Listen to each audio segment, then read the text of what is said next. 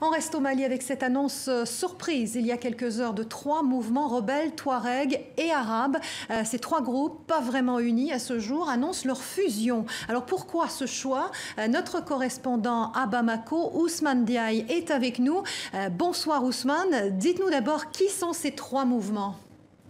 D'abord, le MNLA, Mouvement National de Libération de l'Azawad. Il est presque exclusivement Touareg.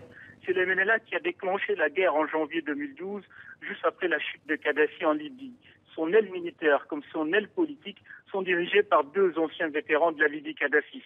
Le MNLA aujourd'hui est divisé entre indépendantistes et autonomistes prêts à négocier avec Bamako. Ensuite, l'HCUA, Haut Conseil pour l'unité de l'Azawad. Ce mouvement est aussi Touareg, mais pro-djihadiste. Il est né d'une scission du mouvement Ansardine au début de l'opération Serval.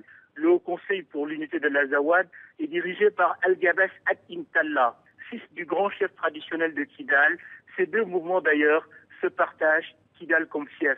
Enfin, le 3e, mouvement arabe de l'Azawad, MMA, est très présent dans la région de Tombouctou et défend essentiellement les intérêts de cette communauté. Moins connu, le MMA s'est illustré en avril dernier en attaquant les Touaregs du MNLA, son allié d'aujourd'hui, dans la localité stratégique de Ber. Alors Ousmane, pourquoi cette annonce aujourd'hui?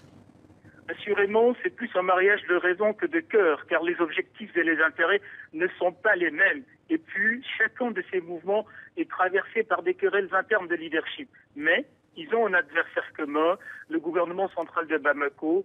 Objectif avoué de cette alliance, arriver aux inévitables négociations en position de force.